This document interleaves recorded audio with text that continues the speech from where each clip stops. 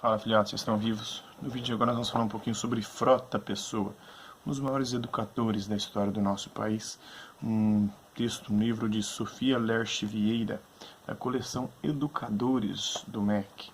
Coleção muito interessante para a gente conhecer o pensamento dos educadores, não só brasileiros, mas também do mundo, os mais importantes educadores brasileiros e do mundo. A padaria espiritual não é o único fato marcante da vida cultural cearense no início da Primeira República. São do mesmo período a Academia Cearense de Letras, de 1894, para registrar a primeira do Brasil, e o Centro Literário, 1894, de qual Frota Pessoa é um dos sócios fundadores.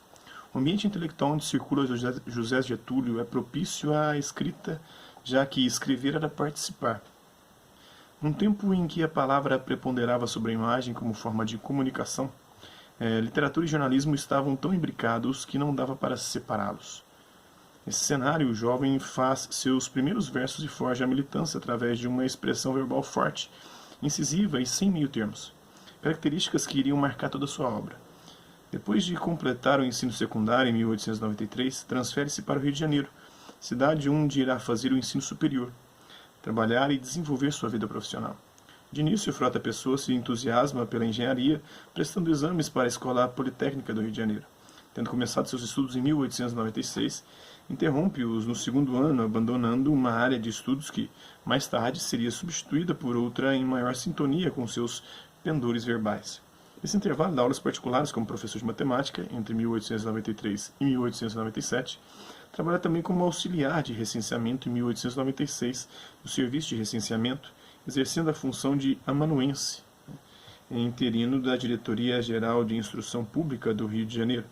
Em 1898, obtém primeiro lugar em concurso para amanuense, sendo efetivado no cargo em 1900.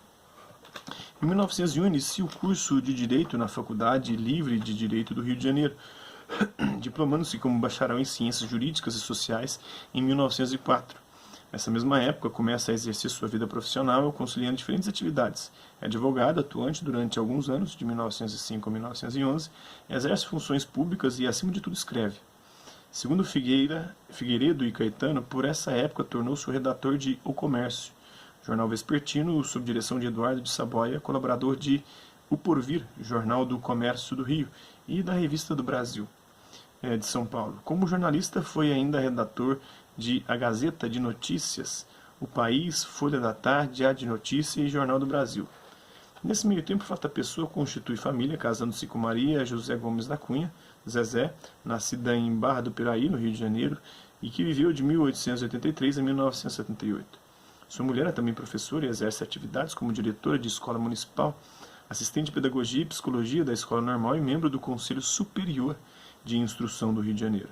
Do matrimônio nascem 4 filhos: Renato, nascido em 1906 e falecido em 1932, quando cursava o segundo ano de engenharia; Celso, que viveu de 1909 a 1979, advogado, atuário, diretor do Departamento de Rendas Mercantis do Estado da Guanabara e padrasto do maestro Antônio Carlos Jobim; Regina, que viveu de 1912 a 2007, casada com o pintor suíço Jean-Pierre Chablot, radicado no Ceará; e Oswaldo, o caçula, nascido em 1917, médico e guardião da memória do pai, que cedeu os documentos e escritos que orientaram este ensaio biográfico.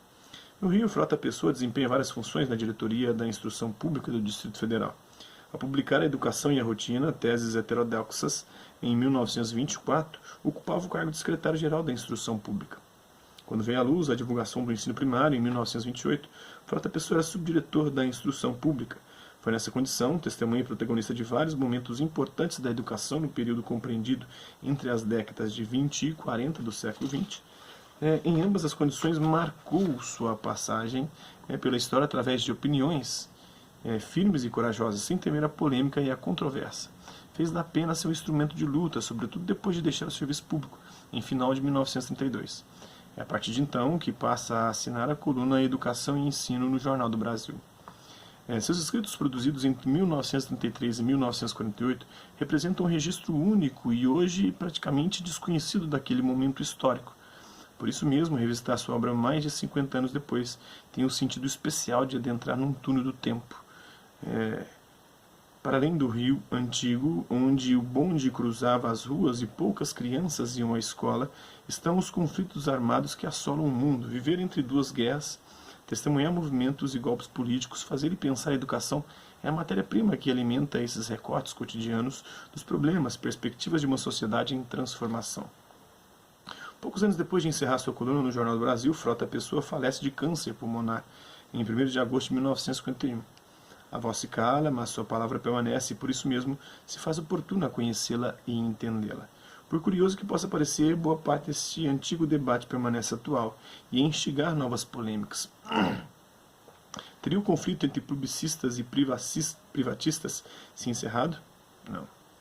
Tem a esquerda hoje que defende a educação pública e a direita que defende a educação privada, a iniciativa privada.